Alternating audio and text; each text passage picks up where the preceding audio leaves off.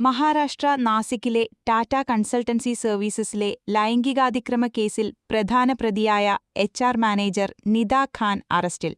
ഛത്രപതി സാംഭാജി നഗറിൽ നിന്നാണ് പ്രതിയെ അറസ്റ്റ് ചെയ്തത്. കഴിഞ്ഞ 25 ദിവസമായി ഒളിവിൽ കഴിയുകയായിരുന്നു ഇവർ. ലൈംഗിക പീഡനം, നിർബന്ധിത മതപരിവർത്തനം എന്നീ കേസുകളുമായി ബന്ധപ്പെട്ടാണ് നിദ ഖാനെ പോലീസ് പിടികൂടിയത്. താൻ ഗർഭിണിയാണെന്നും തനിക്കും കുഞ്ഞിനും സംരക്ഷണം വേണമെന്നും ആവശ്യപ്പെട്ട് നിദ ഖാൻ കോടതിയെ സമീപിച്ചെങ്കിലും മുൻകൂർ ജാമ്യാപേക്ഷ തള്ളിയിരുന്നു.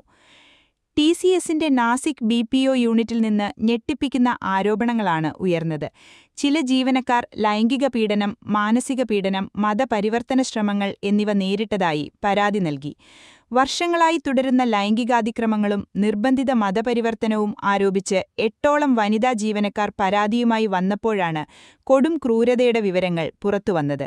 പരാതികളെ തുടർന്ന് പോലീസ് നിരവധി ടീമുകളെ രൂപീകരിക്കുകയും നിദ ഖാനെ കണ്ടെത്താൻ സംസ്ഥാനവ്യാപകമായി തെരച്ചിൽ നടത്തിവരികയുമായിരുന്നു.